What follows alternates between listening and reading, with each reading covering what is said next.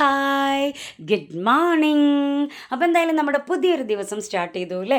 എന്തായാലും HR ഫാമിലിയുടെ പുതിയൊരു ദിവസത്തിലേക്ക്, പുതിയൊരു വീഡിയോയിലേക്ക് എല്ലാവർക്കും സ്വാഗതം.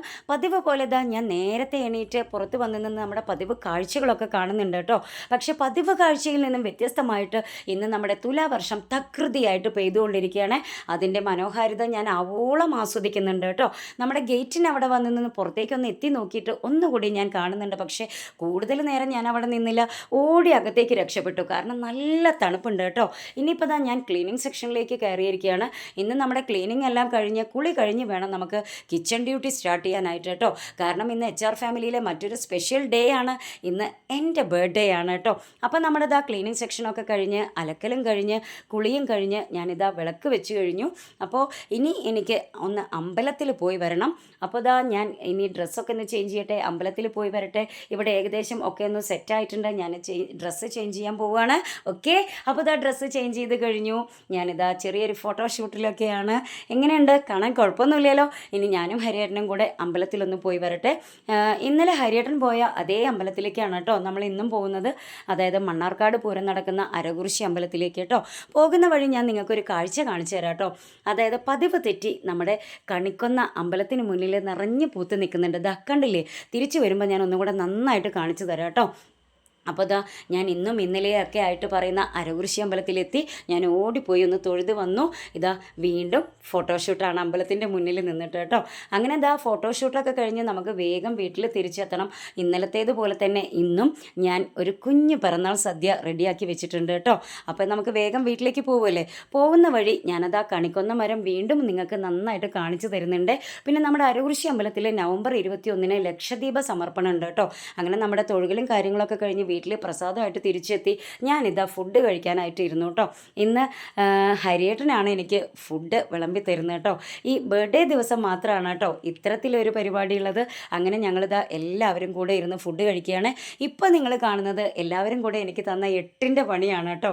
അതായത് സദ്യ കഴിക്കുന്ന സമയത്ത് എല്ലാം കഴിഞ്ഞാൽ എനിക്ക് ആ ഇലയിൽ പായസവും പപ്പടവും പഴവും കൂട്ടി കഴിക്കാൻ ഭയങ്കര ഇഷ്ടമാണ് കേട്ടോ. ഇന്നീ തിരക്കിലും ഞാൻ ആ പതിവ് തെറ്റിച്ചിട്ടില്ല. ഇനി നമുക്ക് നമ്മുടെ ആ സ്പെഷ്യൽ ഗിഫ്റ്റിൻ്റെ സമയമാണ് കേട്ടോ.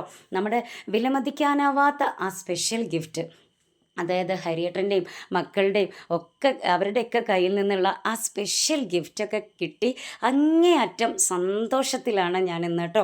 ഇനി എന്തായാലും നമ്മുടെ കുഞ്ഞു സെലിബ്രേഷനൊക്കെ കഴിഞ്ഞ് ഞാൻ സ്കൂളിലേക്ക് പോകട്ടെ. നമുക്കിവിടെ സെലിബ്രേറ്റ് ചെയ്ത് നിന്നാൽ പോരല്ലോ. അപ്പോൾ എന്തായാലും സ്കൂളിലേക്ക് പോട്ടെ. Okay, bye. ഇന്ന് ഞാൻ സ്കൂൾ ബസ്സിലാണ് പോകുന്നത് കേട്ടോ. അപ്പോൾ ഞാൻ വേഗം പുറത്തിറങ്ങി നിൽക്കട്ടെ. നമ്മുടെ സ്കൂൾ ബസ് വരാൻ ഏകദേശം സമയമായിട്ടുണ്ട്. കൂടുതൽ വൈകാതെ തന്നെ സ്കൂൾ ബസ് എത്തിയിട്ടുണ്ട്. ഇപ്പോൾ സ്കൂളിലും ഞാൻ എത്തി. ഇപ്പോൾ നിങ്ങൾ കാണുന്നത് ഒരു സ്പെഷ്യൽ ഗിഫ്റ്റാണ്.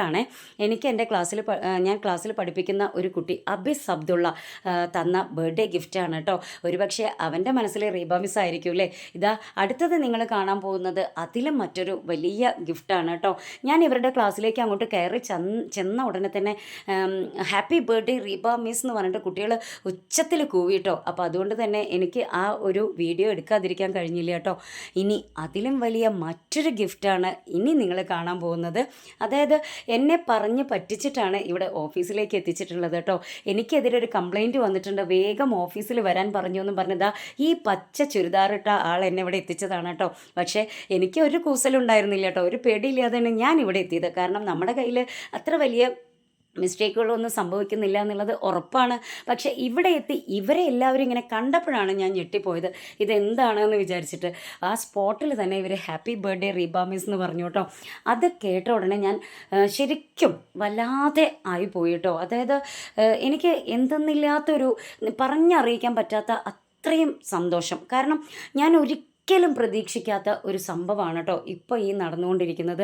ഞാൻ ഏകദേശം 10 വർഷമായിട്ടോ ഇങ്ങനെ സ്കൂളിൽ വർക്ക് ചെയ്യുന്നു, ടീച്ചറായിട്ട് വർക്ക് ചെയ്യുന്നു.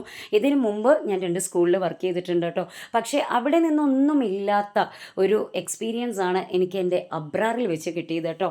I love Abrar.